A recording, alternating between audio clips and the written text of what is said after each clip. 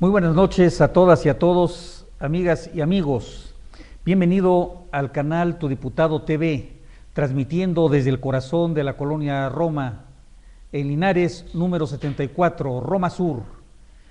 El día de hoy estamos en leyendas, anécdotas, tradiciones, anécdotas de la Ciudad de México. Vamos a hablar sobre un perímetro delegacional, Álvaro Obregón, su historia, su presente y su futuro. Voy a dar la más cordial bienvenida al licenciado Sergio Luis Aguayo Niave. Bienvenido. Gracias, buenas noches. Licenciado Jesús Adolfo Gres Monzón, bienvenido. Buenas noches.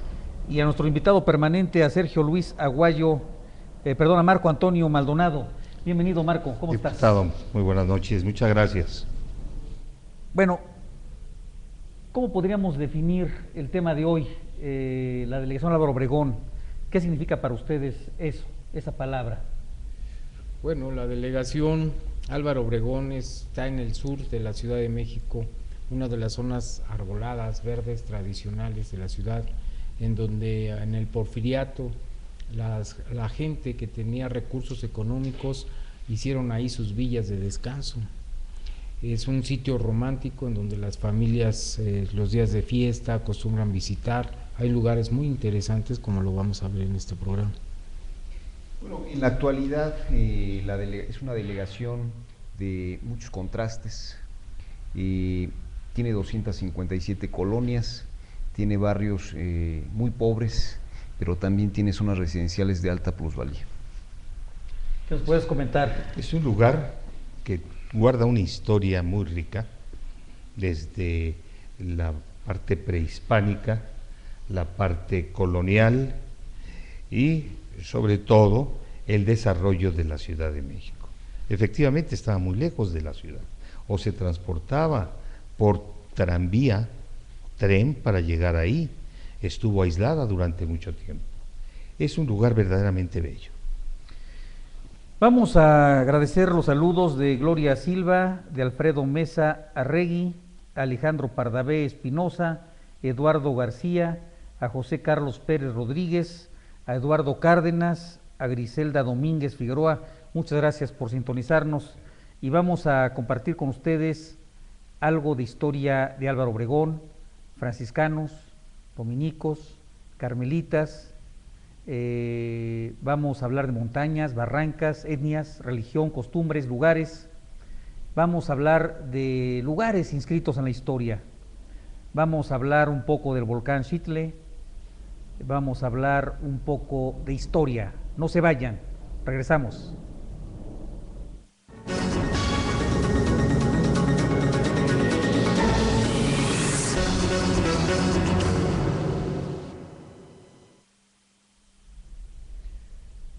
Bueno, pues muy cerca de Álvaro Obregón, antes de llamarse así, se llamaba Villa de San Ángel. El nombre de San Ángel jalaba al propio nombre que posteriormente, como presidente de la República, Álvaro Obregón, y particularmente por el asesinato de este presidente en La Bombilla, que es un lugar también de la propia delegación, se le da su nombre a esta demarcación. Hace 10,000 años, el volcán Xitle hizo su última erupción. Es un volcán que entra en la clasificación de cono de escoria y el tipo de vulcanismo es denominado monogenético, que se refiere a que solo entró en erupción una sola vez. Este volcán, que se supone hizo erupción hace 10,000 años, dejó enterrados ahí muy cerca de Álvaro Obregón, en unas pirámides muy antiguas, dejó enterrada toda una historia, todas tradiciones y también leyendas, y vamos a tratar de rescatar esas leyendas, esa historia.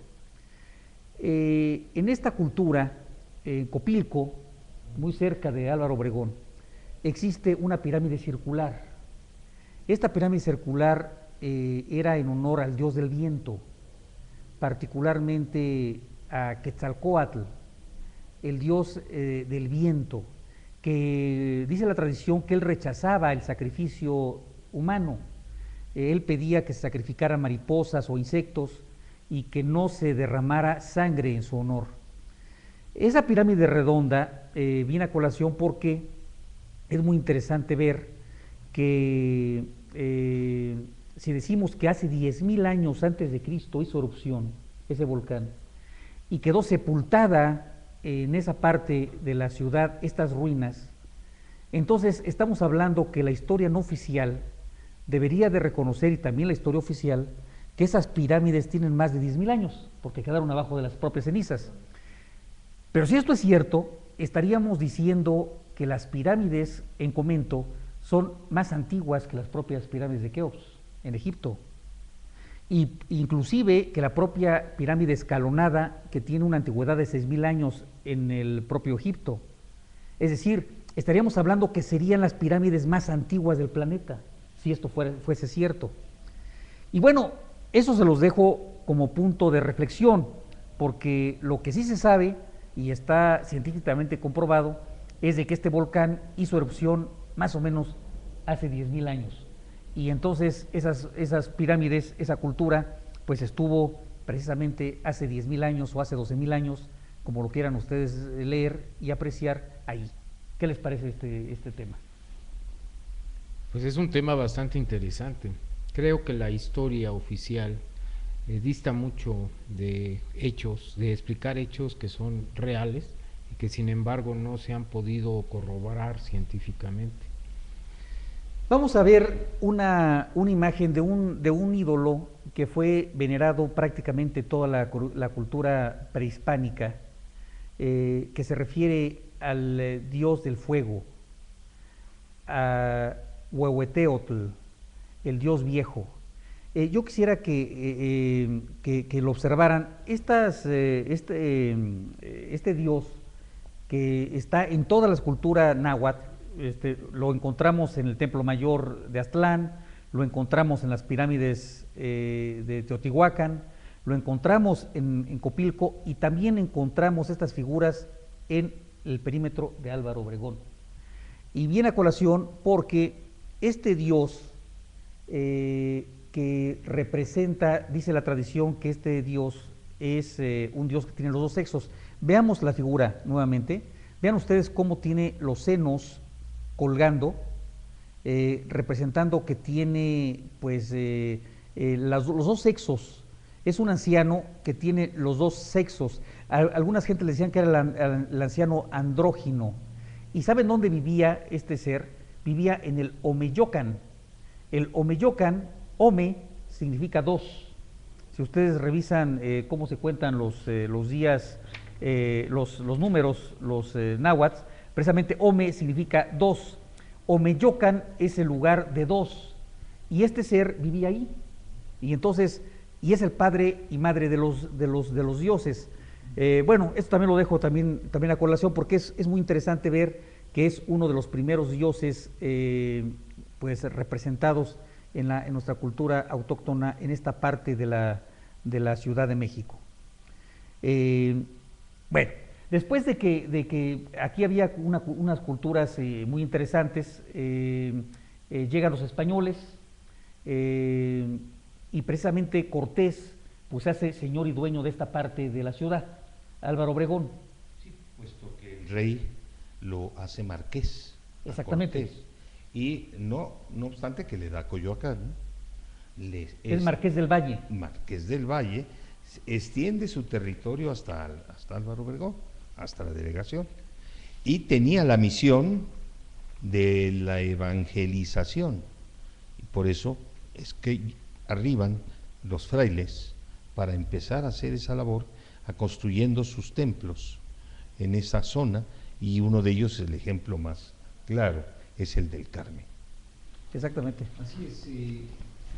Bueno, los frailes dominicos se establecían en Coyoacán, y ahí tenían el templo de San Juan Bautista, y posteriormente se trasladan a esta zona de San Ángel, hoy San Ángel, y pues construyen el templo de San Jacinto. Ellos lo construyen. Posteriormente llegan los frailes carmelitas, los carmelitas descalzos, Ellos también... Que tienen su primer origen en el Monte Carmelo, allá en Israel. Así es, allá en Israel. Y ellos hacen un templo en Chimalistac. Pero además, no solo eso, sino que ellos traen aquí al Valle de México, pues empiezan a tener huertos, a sembrar peras, a sembrar olivos, hortalizas, en fin, muchas cosas. Y finalmente ahí se crea un eje de economía entre Chimalistac y San Ángel, lo que fue San Ángel y Coyoacán. La cuestión geográfica es muy importante porque contaba con dos ríos muy grandes, el río San Jerónimo y el río de la Magdalena, ¿no? Esto ayuda mucho al comercio, al traslado a través de esos canales, y vemos que hay puentes de construcción en las zonas, tanto en Chimalistac como en propio San Ángel. Bueno, San Ángel era, digamos, todo el perímetro de San Ángel, en la parte alta, en las montañas, era una zona muy arbolada. Todavía en el 94 el 60% del territorio de Álvaro Obregón era bosque. Y bueno, han encontrado ahí animales prehistóricos muy interesantes, que tienen que ver con paquidermos, antecedentes de los elefantes, rinocerontes, hipopótamos, caballos, cerdos. Es decir, en América había caballos hace más de 10.000 años y se encuentran ya restos de estos animales precisamente en esta zona de la ciudad. En Álvaro Obregón encontraron huesos de todos estos animales prehistóricos. La historia, porque se creía que el caballo venía con el conquistador en ese momento, cuando pues cuando desembarcan y ven las armaduras y al caballo junto, creían que era un solo ser raro. Imagínense nada más el tamaño del personaje. Entonces, ¿no? a la gente y además con armadura y también blindado el caballo de alguna manera, con sus protecciones de hierro, claro, pues se veía impresionante.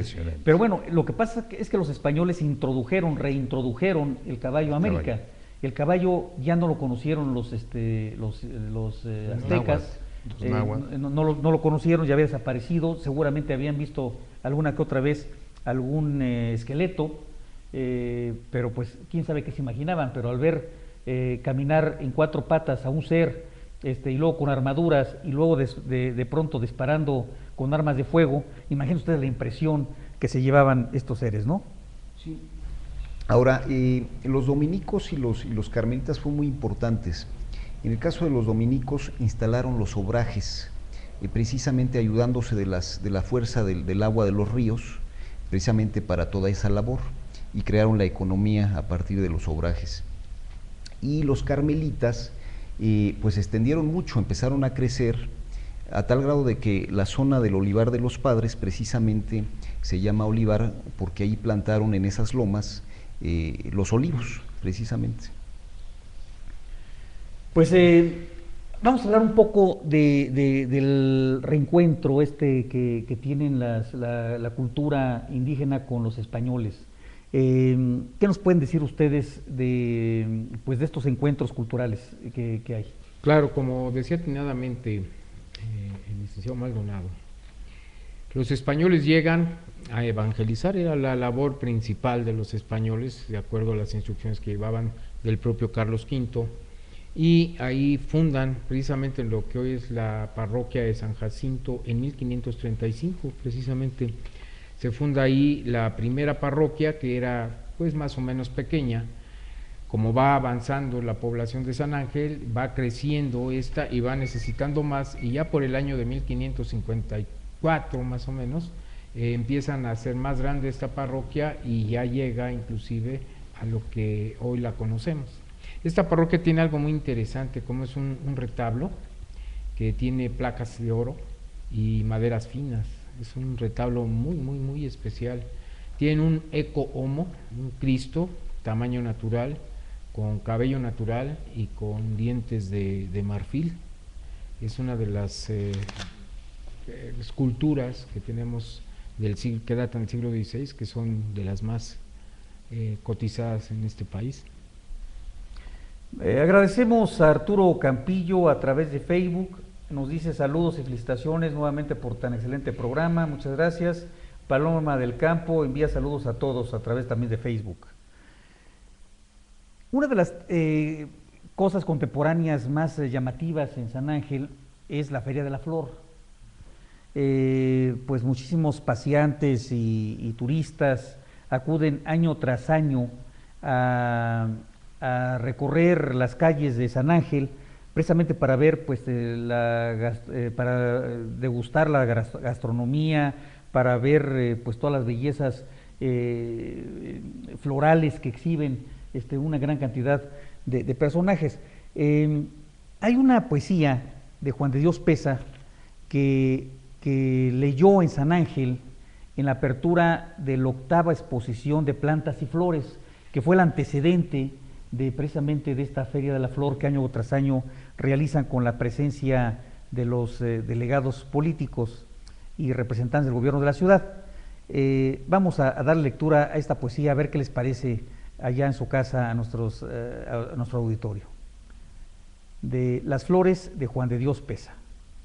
Hay algo en esta vida toda dolores, más tierno que los niños y que las flores.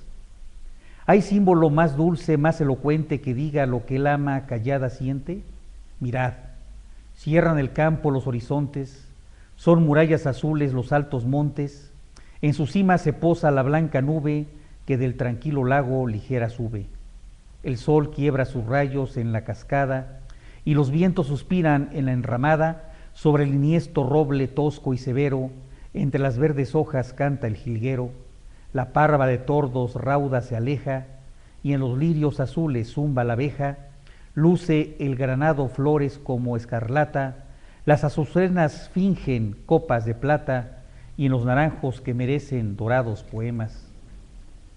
Cantoras de la tarde son las palomas al son de los arroyos murmuradores, se duele y se plañen los ruiseñores, y en los alegres prados y en las colinas que alegres van y vuelven las golondrinas.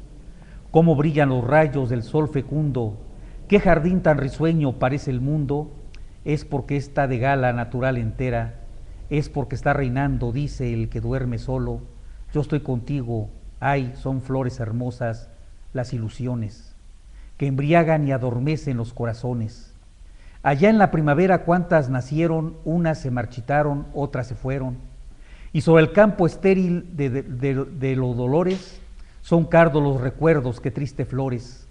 El campo que hoy alegra la luz del día, lo secará diciembre con mano fría, pero pronto a los besos del sol ardiente, tornará su belleza más esplaciente, y abrirán sus néctares en los corolas, los lirios, las violetas, las amapolas. Tendrá rumor la fuente, aroma el prado, el jardín, mariposas, fruto el granado, y sonarán los cantos dulces sentidos de avecillas que pueblan los nuevos nidos. Así también el alma que sufre y llora, tras de la negra noche tiene su aurora. A cuántos bellos nombres su luz alcanza, se llama fe, ventura, gloria, esperanza, que si son cuan invierno las decepciones, tienen su primavera las ilusiones. Se llora una esperanza que se derrumba, luego crecen flores sobre la tumba, fecunda el alma humana como la tierra, gérmenes de ventura constante encierra, y halla para consuelo de sus labores la mujer, la más bella, flor de las flores. Era un poco la versión de la flor más bella del ejido en San Ángel, y había concursos literarios muy hermosos, y participaban diversos pues literatos, y hacían poesía y se dedicaban a eso, a flores, música, poesía, una maravilla. El lugar es bohemio, el lugar es hermoso, San Ángel, sus plazas, sus calles, sus construcciones, tiene un contraste porque existen construcciones del siglo XVI, del siglo XVII, muy bien conservadas, residencias de ricos, dice la historia, de ricos que han pasado a través de las generaciones. Un lugar hermoso es San Ángel. Su bazar del sábado, me estoy adelantando un poco. No, pero es maravilloso el bazar de sábado porque hay artesanos, pintores, escultores. Y exposición de flores y todo esto. Pero es muy hermoso, muy hermoso. Y puede uno ir a la gastronomía que tiene el lugar, es extraordinario. Ahora, decían un poquito que es una delegación de contrastes. Sí. Y efectivamente tenemos colonias como el Pedregal, San Ángel, Guadalupe Chemalistac, San Angelín, Tlacopac, todas estas colonias residenciales, pues donde vive gente de altos recursos, y tenemos colonias deprimidas en Santa Fe, en toda la parte de El Cuernito, las Golondrinas, Cuautepec, Cuautepec está hablando de Gustavo Madero. Sí. Yo creo que San Ángel tiene una de las unidades habitacionales más hermosas, la unidad Independencia. Si ustedes ven sus construcciones, sus calles, todo el conjunto que tiene de servicios internos, hospital, teatro, comunicaciones de primer orden, es una de las más bellas unidades de habitación y se ha conservado. Se ha conservado porque la Asociación de Moradores de Colonos de ahí han procurado mantenerla en las mejores condiciones posibles. Ahora, mientras los carmelitas y los dominicos se dedican pues a tener comercio en la zona, en Santa Fe, Vasco de Quiroga funda un hospital, funda una especie de comunidad social en donde hay una casa cuna, una escuela, un hospital, un orfanato, y se encarga él no solamente en esta parte evangelizadora, sino también de que las personas que viven ahí, los indígenas, estudien oficios, y ahí es en donde pues él se dedica a esta labor antes de irse a Michoacán con los tarascos, en esta zona de Santa Fe. Quiroga, ahorita que hablas de él, fue muy atacado también por sus contemporáneos porque decían que explotaba a los indios. No obstante que él llegó a protegerlos, a defenderlos, a evangelizarlos, también a enseñarles pues a tejer estas telas que luego se convirtieron en una industria muy importante en el país. Los contemporáneos de Quiroga lo atacaban porque decían que los utilizaba como mano de obra barata. O regalada, si tú quieres. Cuando estaban haciendo el hospital, decían que los indígenas llevaban material, pero que estaban desmontando sus casas para llevárselas a Quiroga. Él se defendió diciendo en la audiencia que él no sabía que estaban desmontando sus casas, que él pensaba que eran personas difuntas las que estaban, las casas de difuntos, las que estaban desmontando, y ese material llevándolo precisamente al hospital. Pero curiosamente la guerra que tuvo Quiroga fue contra el hijo de Hernán Cortés. Hubo una lucha ahí en la audiencia con Martín Cortés, precisamente, que luego quiso él independizar, que fue la primera lucha de la independencia en la Ciudad de México. Así es. No en la Ciudad de México, en el país. Quería independizarse como hijo de conquistador. Él decía que tenía los atributos necesarios para poder hacer un reino independiente de España. Pero antes de esa lucha de independencia que tuvo, que luego fue sentenciado por esto, quiso quitarle los dominios a Quiroga porque decía que era precisamente parte de la hacienda de su padre, del marqués del Valle. Él era el marquesado del Valle también como heredero de Cortés y quería parte de la hacienda de Quiroga. Y entonces en esa lucha estaban, cuando pues se enferma Quiroga, ya estaban de 90 años me parece, y por el otro lado pues acusan precisamente por su versión a Martín Cortés, y entonces ahí se acaba la historia y es la audiencia quien toma el hospital de Quiroga. Que además, por cierto, en esa parte pues están unos manantiales maravillosos que precisamente por eso estaban luchando por reconquistar esas tierras, porque estaban ahí ojos de agua y manantiales, tierras muy ricas y muy productivas, y por eso querían precisamente esta parte de lo que es ahora Álvaro Obregón, estos personajes. Sí, su tierra era muy fértil, era un gran huerto de flores, de frutas, abastecía a la Ciudad de México en una parte con esa producción. Agradezco a Fer Paz, Rosalba Rentería, Vivian, Juan Ángel Munguía, Jessica Chavarría, Gema Becerril Zamora a través de Facebook. Le da gusto que las redes sociales como Facebook permitan tener contacto de esta manera. Muchas gracias y saludos a todos y cada uno de ustedes. Yo quisiera citar 3 lugares emblemáticos de Álvaro Obregón. 3 fábricas. La Hormiga. La Hormiga es una construcción que se localiza en lo que es el eje 10, Río Magdalena, es una fábrica textil. Luego está Loreto y Peñapobre, que tenía también una fábrica de papel. Y finalmente está la otra es Loreto, La Hormiga y la que está, se me está escapando ahorita, una de ellas. La Hormiga la había comentado antes. Bueno, Loreto Peñapobre. Loreto Peñapobre,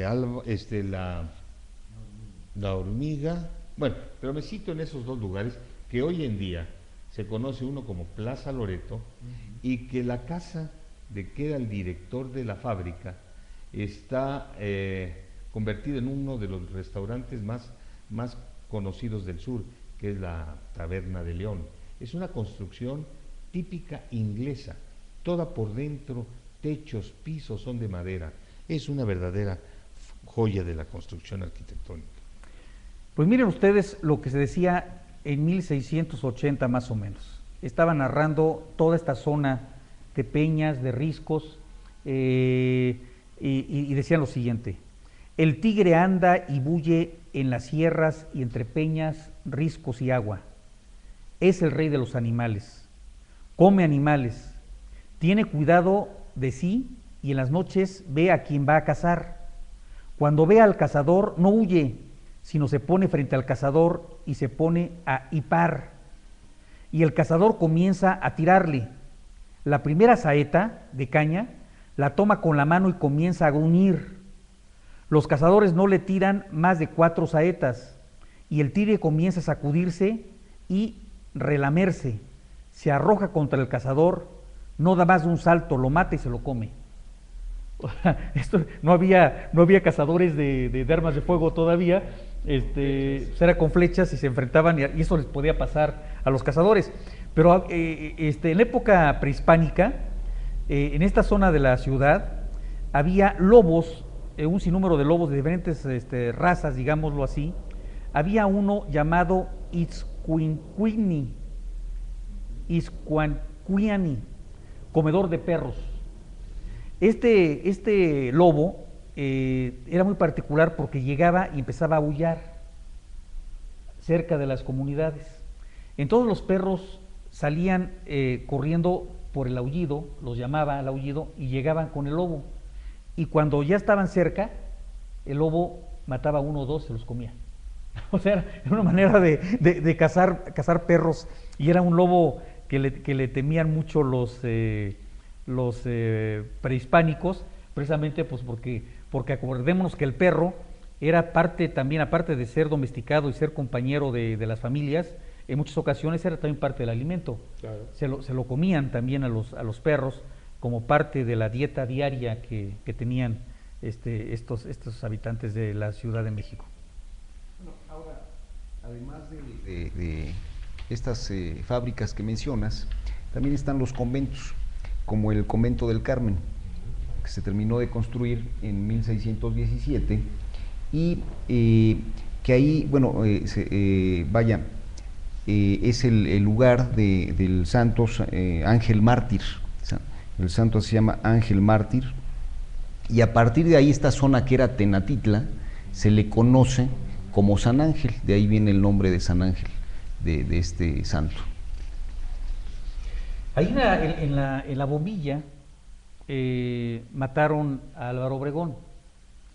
Estaba en su campaña de reelección. En ese entonces el presidente de la República era Plutarco Elías Calles, y se dice que bueno, que algo tuvo que ver en esta muerte.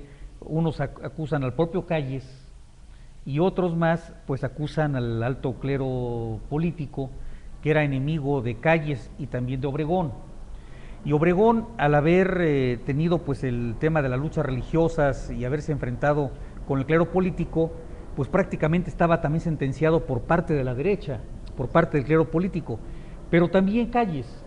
Pero bueno, seguramente nunca se sabrá la historia verdadera de este complot, pero la historia nos dice que pues precisamente en una comida, en La Bombilla, veamos, están pasando las fotografías, están en una en presencia de diputados, estaban ahí apoyándolo ya en su reelección, y en esto se aparece un tipo y le dispara, o sea, se acerca a él y le da de balazos. Bueno, la historia se conoce también ampliamente, se hace un monumento en honor de Álvaro Obregón, y recordemos que a Álvaro Obregón le llamaban el manco de Celaya, precisamente porque en una batalla pierde un brazo con un cañonazo. Después el propio Obregón decía que él encontró su mano bromeando, decía que como no encontraba su mano, él mismo platicaba esa anécdota, sacó una moneda de oro de su saco y arrojó la moneda, y al arrojar la moneda la mano salió entre los arbustos corriendo a recoger la moneda de oro, y entonces él mismo decía que así reencontró su mano.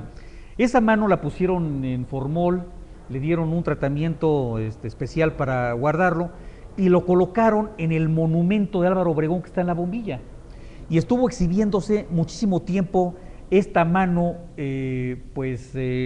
hinchada, grotesca, en formol. Y entonces yo recuerdo todavía cuando estaba yo en primaria, en secundaria, me mandaron a hacer una nota a Álvaro Obregón y a ver la mano del mártir, como si la mano hubiera sido también heroica, siendo que pues la mano abandonó al personaje antes de su muerte, pues después del cañonazo se lo tuvieron que amputar. Bueno, más bien yo creo que se le amputó. Estaba así viéndose la mano, exhibiéndose al público en ese museo de sitio que está precisamente en La Bombilla. Cuando fue la delegada Mónica Burillo, yo tuve el honor de ser subdelegado en esa época, estamos hablando de 1992, por ahí así, 91, 92, no, 92, era delegada Mónica Burillo, y conjuntamente con la delegada estuvimos revisando pues todos los documentos, en fin, para buscar cremar esa mano y quitar pues ese espectáculo terrible que es tener pues el culto a la personalidad a través de una mano que ni siquiera estaba disecada, o sea, que estaba en formol. Hablamos con los familiares de la familia Obregón, hablamos con el Estado Mayor y conjuntamente con la comunidad de propio San Ángel logramos que esta mano se cremara. Desde luego hicieron los honores correspondientes militares para cremar esta mano y ponerla junto con el cuerpo de Álvaro Obregón. ¿Se levantó algún acta? Sí, claro, no, es una ceremonia pública, sí, muy protocolaria, que se levantó acta con notario público, con una serie de personajes, y fue una cremación. ¿Y nunca hubo oposición de alguna familiar? No, al contrario, los familiares los convencimos, porque ellos mismos no estaban de acuerdo, pues que estuviera exhibiendo una mano, pero pues muchos ya no recuerdan esto porque no lo vieron, pero a nosotros nos tocó primero verlo como estudiante en primaria y secundaria, y luego contribuir para que se incinerara ese culto a la personalidad que es extrema, ¿no? Sí, total. Porque si estamos en contra todavía de que se momifique un cuerpo como el de Chávez o como el de Lenin o como el de Mao y se exhiban con el culto a la personalidad, pues casi lo hacen santo, ¿no? A un personaje, claro. Pues imagínense más una mano, un brazo. Yo creo que fue la mano que venció la cuna. El que haya decidido hacer ese homenaje póstumo a Álvaro Obregón a través de este monumento, pues es como un recuerdo. Pues el propio presidente Cárdenas en 1935 es el que erige el monumento a Álvaro Obregón, es el propio Cárdenas. Fíjense ustedes, Cuando llegó Vasco de Quiroga, que además es el Tata Vasco, ¿no? Vasco de Quiroga, que es un personaje polémico en su época, como decíamos, que fue atacado también porque decían que explotaba a los indios, porque él hizo una comunidad, él se inspiró en la comunidad de Tomás Moro. Él era, el Tata Vasco de Quiroga, era un lector de Tomás Moro y leyó desde luego La Utopía. Y La Utopía es una sociedad ideal en donde es una sociedad sin clases, que tiene pues un desarrollo muy importante, y él intentó a través de sus hospitales, de su comunidad, hacer un poco de utopía en Nueva España.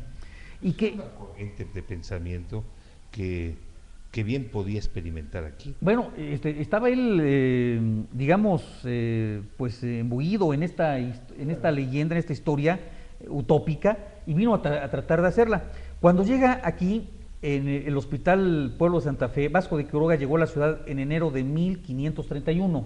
Fue la época el año que llegó. 10 años después de la conquista. 10 años después de la conquista y el mismo año de aparición de la Virgen de Guadalupe, que en algún otro programa hablaremos de la Virgen de Guadalupe, la aparición de la Virgen, pero de la Virgen de Guadalupe también que trae Hernán Cortés en 1521 y que llega a la Gran Tenochtitlan 10 años antes de la aparición de la propia Virgen de Guadalupe. Es decir, él trae ya un estandarte de la Virgen de Guadalupe, pero de la Virgen de Guadalupe española, y 10 años después, precisamente a instancias de él, se edifica pues ya la basílica, una pequeña ermita en honor a la Virgen de Guadalupe, que ya se estaba adorando años antes de su aparición. Llega también, perdón, como parte de la segunda audiencia de la Nueva España. Llega como oidor. Sí, bueno, ya después de la segunda audiencia, porque la primera había sido un desastre. Así es. La primera audiencia había sido un desastre, habían utilizado pues a muchísimos indios en las minas, habían utilizado, y esa es la palabra, en situaciones sexuales, los habían esquilmado, los habían vejado, los habían matado, y después de haber diezmado a la población, cuando llegaron los españoles, había 10 millones de indígenas en México.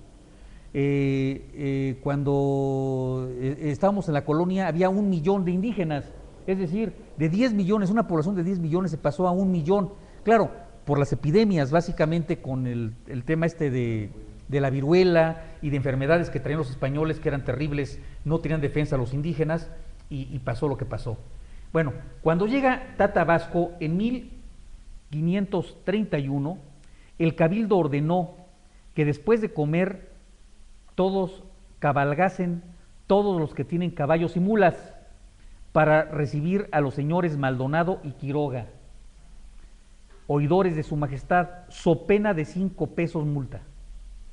Entonces, los partidos políticos funcionaban mejor antes. Antes decían, a ver, vamos a recibir a los oidores, a los señores oidores. Todos los que tengan mulas y caballos salgan a cabalgar a recibirlo. Y si no los van a recibir ustedes, después de comer, tendrán que pagar 5 pesos de multa. ¿Cómo ven? ¿Cómo estaban las cosas antes? Pues definitivamente. Pero parece ser que no hemos cambiado mucho, ¿no? No, está muy distante a lo actual. Pero qué interesante, esta cita es verdaderamente muy a modo de la cuestión política.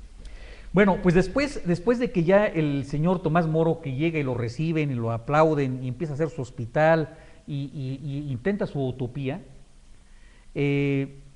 hace que la unidad básica de la familia, él basaba la utopía en la familia, como ahora, pero antes con una pater familia, quizá como los romanos. Una célula de 10 a 16 parejas casadas eran comandadas por la familia, el pater familia, el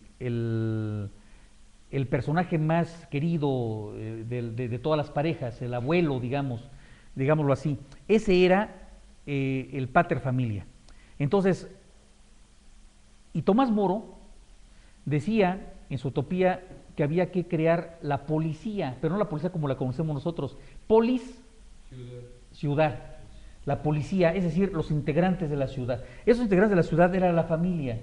Los integraban en una célula básica de una manera muy unificada, pensando en una misma cosa, en un mismo principio, y estaban buscando precisamente hacer criar la ciudad utópica. Estas 16 parejas se multiplicaban por un número indeterminado de paterfamilias, y así se constituía la población en general, o la polis, que hacían la policía de una manera integral, y de esta manera eran productivos, no había clases sociales, no había explotación del hombre por el hombre, y entonces estábamos llegando a la utopía. Eso quería hacer Quiroga. Qué interesante, ¿no? Y aparte acababa de salir la utopía en ese año. Muy bien, amigos, volvemos en unos segundos para las conclusiones y las opiniones finales de nuestros invitados. Muchas gracias.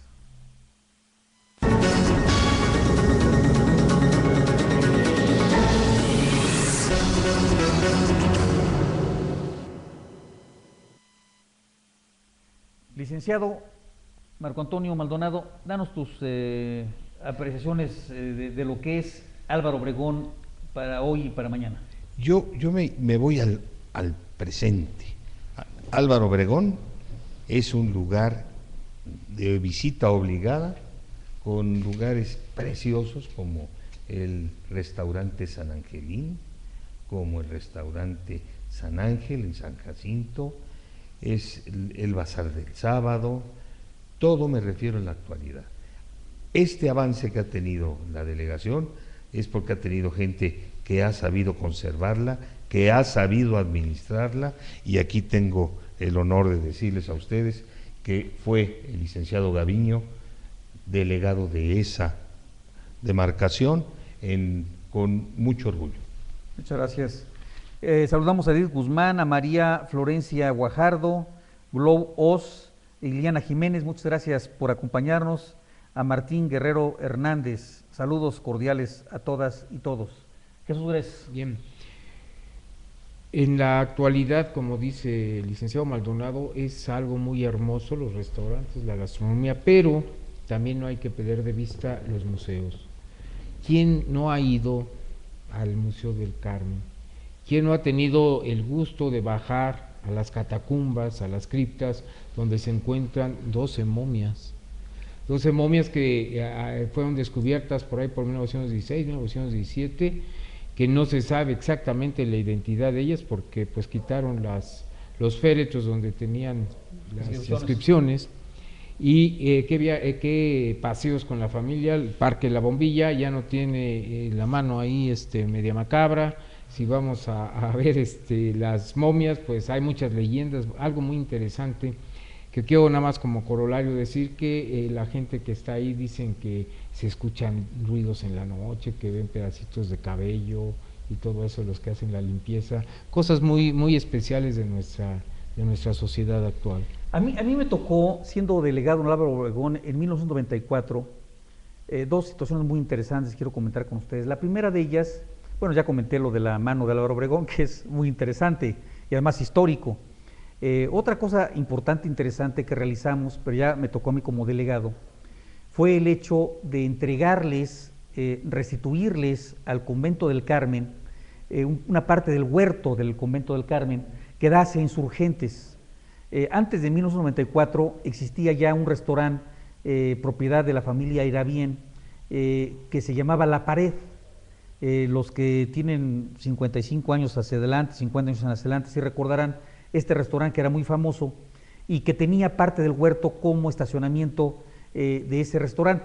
Yo lo que hice fueron las gestiones necesarias para restituir todo ese terreno, incorporarlo nuevamente al gobierno de la ciudad y luego entregarlo en propiedad y como parte del huerto a este lugar histórico que es precisamente el Convento del Carmen, que es una huerta bellísimo, que además fue un evento importantísimo ahí en San Ángel cuando restituimos ese lugar. ¿Qué nos puedes comentar como corolario de tus...? Sí, bueno, yo no me quisiera ir sin comentar un poco del batallón de San Patricio. Esos soldados norteamericanos que llegan con la intervención norteamericana. Es importantísimo, bellísimo ese... Es muy bonita esa historia porque ellos son descendientes de irlandeses católicos. Entonces se identifican en primer lugar con la religión, pero además eran maltratados por los oficiales norteamericanos, precisamente por ser irlandeses, y por ser católicos. Entonces, pues los traicionan a los norteamericanos, y finalmente cuando termina la intervención, en 1848, los fusilan a un lado del convento de San Jacinto, allá a un costado, y ahí los fusilan pues en grupos, tardan algunos días en fusilarlos a todos. Es una historia triste, pero a la vez es bella, precisamente por lo que... Pero bueno, yo quiero recordar, es impresionante esta parte de la historia, sí se nos pasó, qué bueno que la retomas, porque finalmente parte del batallón de San Patricio son gente que se retira del ejército norteamericano y que jura pues lealtad al ejército mexicano. El presidente en turno, que era el presidente ahora el que perdió el pie, ¿cómo se llama ahora? El Santana. Bueno, hablando de mutilados, que el presidente Santana pues le recibe, les da honores en una serie de cosas, pero luego los abandona en pleno pleito y lucha, pues los abandona. Santana no acude a su rescate precisamente, y por eso caen prisioneros. Finalmente pues fue una traición sobre traición, y muy bella Sí, muy bella la historia. Y bueno, además, finalmente como comentario, pues quisiera decir que efectivamente es una delegación llena de cultura. Actualmente hay un proyecto para rescatar el río de la Magdalena, más sin embargo también hay que recordar que también es un lugar, como habíamos mencionado, con muchas desigualdades. Hay muchos asentamientos irregulares que, sobre todo en zonas, en épocas de lluvias, muchas familias se ponen en peligro porque no los quieren abandonar, porque pues ahí es su zona donde viven y se aferran. Cada año llega a haber accidentes incluso por esta situación. En 1994, a ver si lo puedes enfocar ahí, Raúl.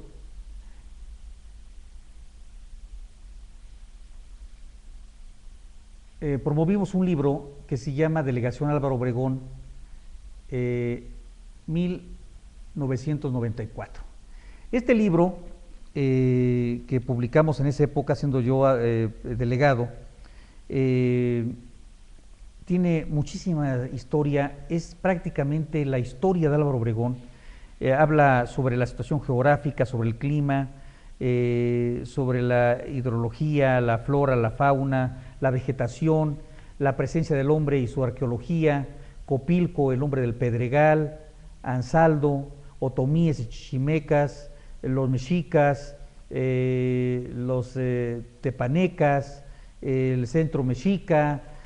Habla de las actividades económicas de la zona, los obrajes, las haciendas, los ranchos, las fincas, las colonias que componían la delegación hasta 1994, los ríos en conflicto, río Magdalena, agua de Santa Fe, ojo de agua en Bartolo Ameyalco, río Miscuac, la descripción de los viajeros, la Condesa Calderón de la Barca, San Ángel, la literatura del siglo XIX, evolución jurídica de la delegación de Álvaro Obregón, la revolución y la urbanización, Santa Fe y Santa Lucía, Dos Ríos, Jardines del Pedregal, Tizapán, etcétera. Es un libro que se agotó, publicamos 5,000 ejemplares en esa época. Voy a intentar republicar este libro, pero por lo pronto voy a subir a internet algunos pasajes de este libro, que es muy importante. Voy a invitar a los autores y a los compiladores de esta obra muy importante a que nos ayuden a actualizarlo, para que sea ponerle el 2013 y que sea Delegación Álvaro Obregón, monografía 2013, y vamos a obsequiárselo a la Delegación Álvaro Obregón.